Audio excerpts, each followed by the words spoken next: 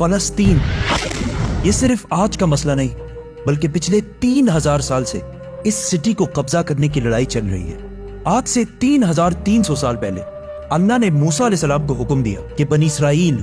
یہودی کو ایجپٹ میں فرعون کی غلامی سے نکال کر آزاد کر دو، اور پھر بہت مشکل سے فرعون نے آخر بنی اسرائیل کو آزاد کر دیا، جس کے بعد موسیٰ علیہ السلام بنی اسرائیل کو لے کر فلسطین کے پاس آئے اور کہا کہ اس سٹی پر حملہ کرو، لیکن بنی اسرائیل نے کہا کہ آپ اور آپ کا رب جا کر لڑیں، ہم یہ لڑائی نہیں کرنے والے، جس کی وجہ سے اللہ نے 40 سال تک انہیں اس ڈیزرٹ میں رہنے کی سزا دی، جدھر موسیٰ علیہ السلام پر آسمانی کتاب تورات نازل ہوئی۔ اور اس تورات کے پہلے chapter the book of Genesis میں کلیئرلی لکھا ہے، صاف صاف لکھا ہے کہ یہ علاقہ فلسطین اللہ نے صرف اور صرف ابراہیم علیہ السلام کی اولاد کے لیے رکھا ہے، جس کی وجہ سے آج تک یہ جتنی لڑائیاں چل رہی ہیں یہ اس لیے ہے کیونکہ یہودی یہ کلیم کرتے ہیں کہ تورات کی اس آیت کے مطابق جروسلم اور فلسطین پر صرف اور صرف بنی اسرائیل کا حق ہے، کیونکہ بنی اسرائیل ابراہیم علیہ السلام کی اولاد اسحاق علیہ السلام کی اولاد میں سے ہے، اینڈ اٹ میک سینس، تب تو ان کو ملنا چاہیے۔ لیکن تورات میں لکھا ہے کہ یہ علاقہ ابراہیم علیہ السلام کی اولاد کے لیے، صرف اسحاق علیہ السلام کی اولاد کے لیے نہیں۔ ابراہیم علیہ السلام کے ایک نہیں بلکہ 2 بیٹے تھے، اسحاق اور اسماعیل۔ اسحاق علیہ السلام was the father of بنی اسرائیل، بٹ اسماعیل علیہ السلام کو عربوں کا فادر سمجھا جاتا ہے، اور یہ بات صرف ہم نہیں، ایون یہودی بھی اس بات کو مانتے ہیں۔ تو انہی کی کتاب تورات کے مطابق فلسطین پر صرف اسحاق علیہ السلام کی اولاد کا حق نہیں ہے بلکہ اسماعیل علیہ السلام کی اولاد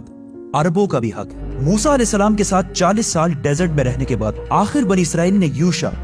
جاشوا کی لیڈرشپ میں فلسطین کو فتح کر لیا، لیکن کچھ ہی عرصے بعد یہ سٹی ان کے ہاتھ سے دوبارہ نکل گئی، اور پھر اگلے 300 سال تک بنی اسرائیل اس سٹی کو دوبارہ حاصل نہیں کر سکے۔ لیکن 300 سال بعد بنی اسرائیل نے داؤد علیہ السلام کی لیڈرشپ میں اس سٹی جروسلم کو دوبارہ فتح کر لیا، اور ان کے بیٹے سلیمان علیہ السلام نے یہاں پہلی دفعہ اللہ کی عبادت کے لیے ایک مسجد، ایک ٹیمپل بنایا۔ سلیمان علیہ السلام کے بعد یہودیوں نے فلسطین اور جروسلم پر 400 سال تک حکومت کی، لیکن 400 سال بعد بیبلون عراق میں ایک بہت ہی طاقتور امپائر بن چکی تھی، جس کے بادشاہ بخت نصر نے اپنی امپائر کو بڑھانے کے لیے فلسطین پر حملہ کر دیا اور جروسلم کو تباہ و برباد کر دیا، اور اس کے اندر ہزاروں یہودیوں کو شہید بھی کیا، اور اس ٹیمپل کو بھی تباہ کر دیا جو سلیمان علیہ السلام نے بنایا تھا، اور جتنے یہودی زندہ بچ گئے تھے ان ساروں کو غلام بنا کر اپنے کیپٹل بیبلون عراق لے گئے، اور 70 سال تک یہودی عراقیوں کی غلامی کرتے رہے۔ لیکن 70 سال بعد عراق پر ایران کے ایک بہت ہی نیک بادشاہ سائرس دا گریٹ نے حملہ کر دیا، جسے ہم ذوالقرنین کے نام سے جانتے ہیں۔ سائرس دا گریٹ نے عراق کی اس حکومت کو فتح کر لیا، اور یہاں جتنے بھی یہودی تھے ان ساروں کو واپس فلسطین بھیجا، اور انہیں فنڈز بھی دیے کہ واپس جا کر سلیمان علیہ السلام کے ٹیمپل کو دوبارہ بنا جو اس سے پہلے تباہ کر دیا گیا تھا۔ جس کے بعد یہودیوں نے پھر فلسطین پر 400 سال تک حکومت کی، لیکن پھر ان پر ایک ایسی حکومت نے حملہ کیا جس نے سارے یہودیوں کو یہاں سے 600 سال تک باہر نکال دیا، The Great Roman Empire، اور بنی اسرائیل پر اتنا ظلم کیا جو اس سے پہلے کسی نے بھی نہیں کیا تھا۔ یہودیوں نے رومن امپائر سے لڑنے کی بھی کوشش کی، لیکن رومن امپائر نے ہزاروں یہودیوں کو قتل کیا، اور حالات اتنے خراب ہوئے کہ یہودی رومن امپائر سے چھپ کر غاروں میں رہنے لگے، اور رومن امپائر نے بیت المقدس، جسے پہلے سلیمان علیہ السلام اور پھر ذوالقرنین نے بنایا تھا، دوبارہ تباہ و برباد کر دیا، اور اس کے بعد یہ ٹیمپل آج تک دوبارہ نہیں بن سکا۔ رومن امپائر نے فلسطین اور جروسلم پر 600 سال تک حکومت کی، لیکن 600 سال بعد رومن امپائر نے ایک ایسی غلطی کی جو اسے کبھی نہیں کرنی چاہیے تھی۔ انہوں نے عرب میں بہت ہی تیزی سے پھیلتے ہوئے نئے ریلیجن اسلام پر حملہ کرنے کی کوشش کی، لیکن اسلامک ریلیجن اور خلافت اتنی تیزی سے پھیلتی گئی کہ کچھ ہی سالوں میں رومن اور پرشین امپائر دونوں کو فتح کر لی، جس کے بعد حضرت عمر دنیا کے سب سے طاقتور بادشاہ بن گئے، جن کی حکومت الیگزینڈر دی گریٹ کی امپائر سے بھی بہت بڑی تھی۔ آخر مسلمان رومن امپائر کو فتح کرتے کرتے جروسلم کے دروازے تک پہنچے۔ رسول اللہ صلی اللہ علیہ وسلم نے پہلے ہی کہہ دیا تھا کہ مسلمان ایک دن جروسلم ضرور فتح کریں گے۔ اب مسلمانوں کے پاس 2 آپشن تھے، یا تو جروسلم کو اسی طرح تباہ کیا جائے جو اس سے پہلے باقی بادشاہوں نے کیا تھا، اور یا اس کا سیج محاصرہ کر لیں۔ آخر 6 مہینے بعد جروسلم کے گورنر سفرونیس نے کہا کہ میں یروشلم صرف ایک ہی شرط میں مسلمانوں کے حوالے کروں گا کہ مسلمانوں کے بادشاہ عمر خود آ کر مجھ سے ملے۔ تو خالد بن ولید رضی اللہ تعالیٰ عنہ نے سوچا کہ اب مسلمانوں کے امیر المومنین کو کیوں ڈسٹرب کیا جائے، تو وہ خود عمر بن کر سفرونیس سے ملنے گئے، کیونکہ خالد بن ولید رضی اللہ تعالیٰ عنہ کی اپیرنس بالکل حضرت عمر سے ملتی جلتی تھی اور دونوں کی ہائٹ بھی بالکل سیم تھی، آلموسٹ 7 فٹ۔ لیکن وہاں ایک شخص حضرت عمر سے پہلے ہی مل چکا تھا، تو انہوں نے کہا کہ یہ حضرت عمر نہیں ہو سکتے، تو مجبوراً خالد بن ولید رضی اللہ تعالیٰ عنہ کو حضرت عمر، اس وقت دنیا کے سب سے طاقتور بادشاہ، کو جروسلم بلانا پڑا۔ سفرونیس فل لگژری گولڈ اور سلور پہن کر بالکل تیار ہو گیا، کیونکہ اتنے بڑے بادشاہ ان سے ملنے آ رہے تھے۔ لیکن سفرونیس اور پورا جروسلم یہ دیکھ کر حیران ہو گیا کہ بادشاہ کا غلام اونٹ پر بیٹھا ہوا ہے اور بادشاہ خود بالکل عام کپڑوں میں پیدل چل کر آ رہا ہے۔ یہ منظر جروسلم والوں کے لیے بہت شاکنگ تھا، کیونکہ اس سے پہلے جب بھی کسی بادشاہ نے جروسلم پر فتح حاصل کی، اس نے اس سٹی کو تباہ و برباد کر دیا تھا اور یہاں کی گلیوں کو خون سے بھر دیا تھا۔ لیکن اب یہ ایک بادشاہ آیا ہے جو ان ساروں سے زیادہ طاقتور ہے، لیکن بغیر کسی فوج کے اور بالکل عام کپڑوں میں۔ ایسا اس سے پہلے کبھی بھی نہیں ہوا تھا۔ حضرت عمر نے سارے ریلیجنز کو آزادی دی اور بغیر کوئی خون بہائے سفرونیس نے جروسلم کو حضرت عمر کے حوالے کیا، لیکن انہوں نے ایک شرط یہ بھی رکھی کہ مسلمان یہودیوں کو جروسلم آنے کی اجازت نہیں دیں گے۔ لیکن حضرت عمر نے اس کی یہ شرط نہیں مانی اور یہودیوں کو بھی بیت المقدس آنے کی اجازت دی، اور اس طرح پہلی دفعہ جروسلم ابراہیم علیہ السلام کے بیٹے اسماعیل علیہ السلام کے اولاد کے پاس آیا۔ اس کے بعد آلموسٹ 350 سال تک مسلمان، کرسچن اور یہودی جروسلم میں بالکل پیس اور امن کے ساتھ رہنے لگے۔ لیکن پھر 350 سال بعد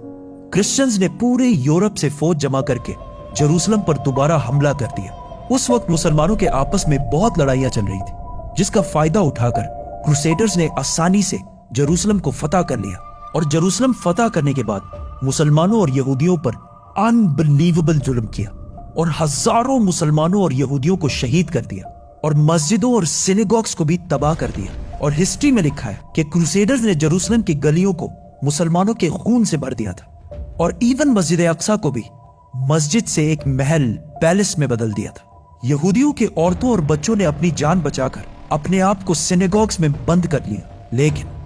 کروسیڈرز نے ان سارے بلڈنگز کو آگ لگا دی اور ان کے بچوں اور عورتوں کو زندہ جلا دیا۔ اور یہ سب صرف ہم نہیں کہتے، بلکہ یہ اوتھینٹک ہسٹری کا حصہ ہے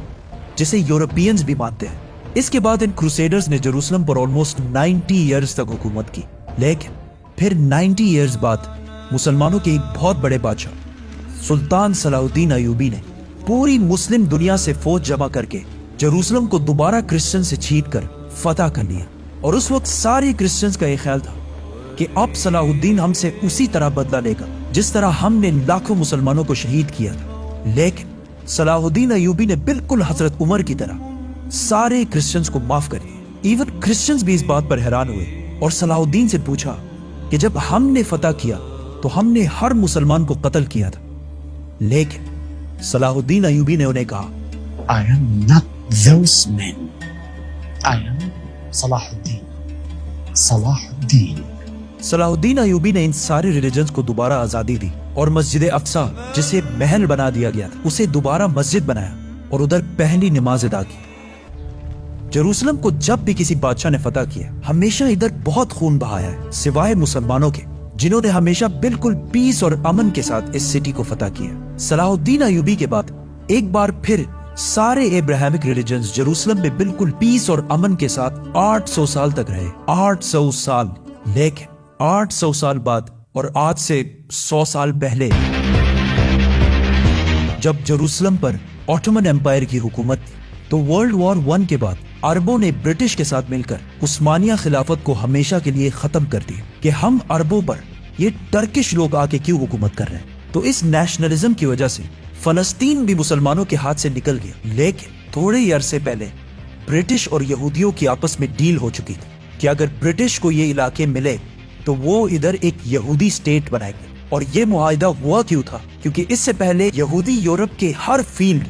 بزنس، سائنس، میڈیکل، بینکنگ، ہر چیز میں بہت سٹرونگ ہو چکے تھے، جس کی وجہ سے یہودی یورپ کے سب سے طاقتور اور رچ کمیونٹی بن گئے۔ تو ان کی سپورٹ حاصل کرنا برٹش کے لیے سب سے ضروری تھا، اور پچھلے 1800 سال سے یہودیوں کے پاس اپنا کوئی بھی ملک نہیں تھا۔ تو ان میں سے کچھ یہودیوں نے زائنزم کی سوچ شروع کی کہ ہمارا یہودیوں کا بھی ایک اپنا ملک ہونا چاہیے، اور اس کے لیے انہوں نے اسی فلسطین کے علاقے کو چنا۔ اور یہ ملک حاصل کرنے کے لیے انہوں نے ہر طرف سے کوشش شروع کی. یہودیوں نے ایون عثمانی خلیفہ سلطان عبدالحمید سے بھی ڈیل کرنے کی کوشش کی، لیکن انہوں نے صاف انکار کر دیا، جس کی وجہ سے یہودیوں کو سمجھ آ گئی کہ اگر اپنا ملک بنانا ہے تو عثمانیہ سلطنت کو ختم کرنا ضروری ہے. اور جیسے ہی ورلڈ وار 1 کے بعد آٹومن امپائر ختم ہوئی اور فلسطین آٹومن امپائر سے برٹش کی طرف چلا گیا، تو یہودی پوری دنیا سے اسی سیکرٹ پلان کے تحت فلسطین شفٹ ہونا شروع ہوئے اور فلسطین کے مسلمانوں سے زمینیں ڈبل ٹرپل پرائس پہ خریدنے لگے، کیونکہ پیسہ تو ان کے پاس بہت تھا. برٹش امپائر نے بھی بیلفور ڈیکلیریشن میں یہودیوں کے ایک الگ سٹیٹ ہونے کو سپورٹ کیا تاکہ ورلڈ وارز میں یہودیوں کا سپورٹ اور پیسے دونوں حاصل کر سکیں. اور اسپیشلی ورلڈ وار 2 کے بعد یورپ میں ہٹلر کے یہودیوں پر ظلم کے بعد یہودی اور بھی زیادہ پوری دنیا سے فلسطین میں جمع ہونے لگے اور فلسطین میں آہستہ آہستہ لڑائیاں بڑھنے لگی، جس کی وجہ سے UN نے ایک فیصلہ سنایا کہ فلسطین کو 3 حصوں میں ڈیوائیڈ کیا جائے گا. ایک حصہ فلسطین، دوسرا اسرائیل اور تیسرا جیروسلم، جو ان دونوں میں سے کسی کا بھی نہیں ہوگا بلکہ یہاں UN کی حکومت ہوگی اور اس میں سب ریلیجنز کو آزادی ہوگی. جس پر عرب ممالک نے اس فیصلے کی سخت مخالفت کی اور اسرائیل کے آزاد ہونے کے صرف 1 دن بعد اسرائیل پر ہر طرف سے حملہ کر دیا. ایجپٹ، جارڈن، سیریا، تینوں کی فوجیں ایک ساتھ اسرائیل میں داخل ہوئی، لیکن بہت ہی بے شرمی سے عرب ممالک یہ جنگ ہار گئے اور ایک ایسے ملک سے ہارے جو ان سے سائز میں بہت چھوٹا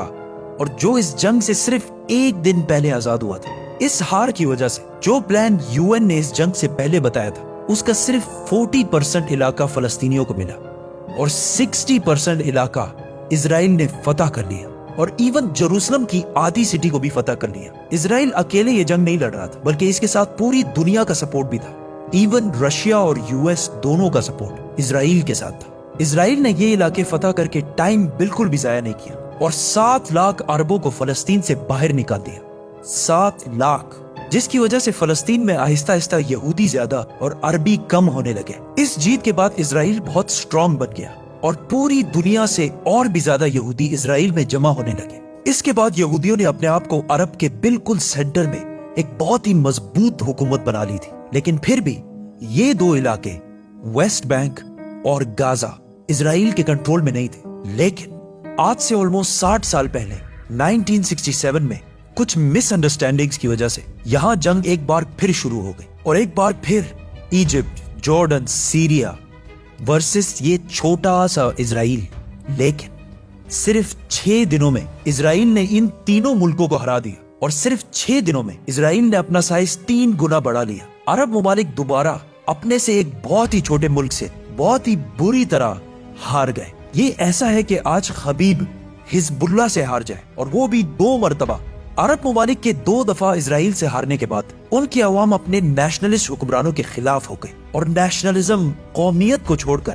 ایک نئی سوچ کی طرف بڑھنے لگی. دا مسلم بردرہڈ، اخوان المسلمون، جو مصر کے ایک سکول ٹیچر حسن البنا نے بنائی تھی اور جو ایک پاکستانی اسکالر مولانا مودودی کے خیالات سے انسپائرڈ ہے. اس سے پہلے اخوان المسلمون کا عرب میں صرف مذاق اڑتا تھا، لیکن اس ہار کے بعد اخوان المسلمون نے عرب عوام سے کہا کہ یہ جنگیں عرب کے مسلمان نہیں بلکہ یہ نیشنلسٹ ہارے ہیں جو صرف نام کے مسلمان ہیں اور ان کا کوئی.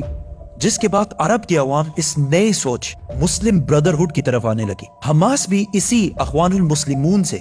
انسپائرڈ ایک گروپ ہے، لیکن اخوان المسلمون وائلنس کے خلاف. اس جیت کے بعد اسرائیل نے ویسٹ بینک، گازا اور جیروسلم سب پر قبضہ کر لیا اور آج تک یہ سارے علاقے اسرائیل سے دوبارہ کوئی بھی نہیں چھین سکا.